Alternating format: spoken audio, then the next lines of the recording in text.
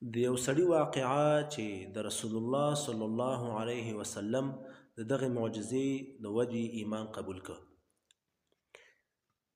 کله چې رسول الله صلی الله علیه وسلم قیصر ته د روم بادشاه چې یو خط واستوه چې اسلام قبول کا، د تحقیق لپاره هغه عرب تجاران راوغوښتل چې پوښتنه ترېنه وکړي د دغه پیغمبر په اړه. په هغې تجارانو کې یو دانه ابو سفیان و چې پوښتنه یې ترېنه وکړه د رسول الله صلی الله علیه وسلم په اړه. هغې اراده وکړه، ابو سفیان وویل چې ما اراده وکړه چې زه ورته دروغ ووایم، خو ما چې شاته ملګرو ته وکتل ما ځان سره دا فکر وکړه چې که دروغ مې ورته ویلې ما سره ما باندې به بیا دا ملګري اعتبار نه کوي، بیا به ما باندې خرڅول او اخیستل به ما سره نه کوي، زه به دوی ته دروغجن معرفي شم. خو ما ورته وویلې چې دغه کوم کس چې د پیغمبري دعوه کوي دا یو بله خبره هم کوي، دا وایي چې په یو شپه کې زه د مکې مکرمې نه مسجد اقصا پورې راغلم او مسجد اقصا نه اسمان ته وختم او د سهار کېدلو نه مخکې بیرته زه راغلم مکې مکرمې ته. دغه وخت کې یو عالم د قیصر په دربار کې هغې په قیصر باندې غږ وکړ، دغه واقعه چې دا سړی بیانوي د دې واقعې نه زه خبر یم، دا شپه زما یاد شي. قیصر مخ واړو هغې عالم ته، پوښتنه یې ترېنه وکړه چې دا څنګه واقعه ده.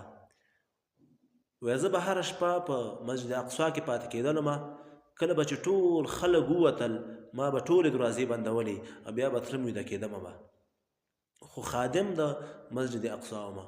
په دغه شپه باندې ما ټولې دروازې بندې کړې، خو هغه غټې دروازې ته چې راغلم څومره کوشش مې چې پرې وکړه هغه بنده نه شوه، خو د خپل ځای نه هم ونه خوځېده. انجینران مې راوغوښتل په هغه وخت کې چې کوم کاریګر و، خو د مسجد اقصا چې څومره خادمان ول ټول مې راوغوښتل چې دغه دروازه بنده کړو، خو دا دروازه نه بندېده.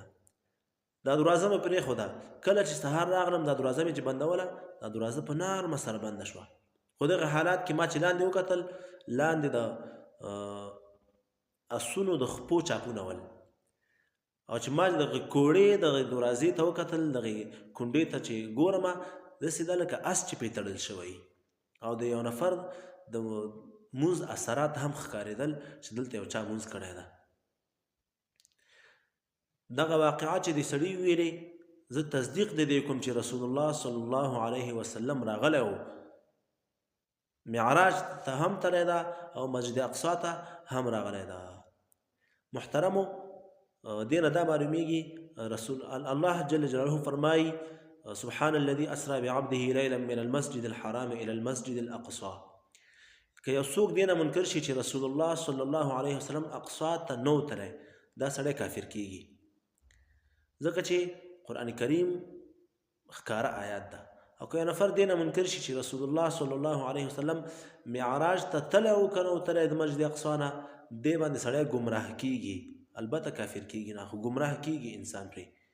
الله جل جلاله دې وکړي چې د دې واقعې نه مو پند اخیستی وي.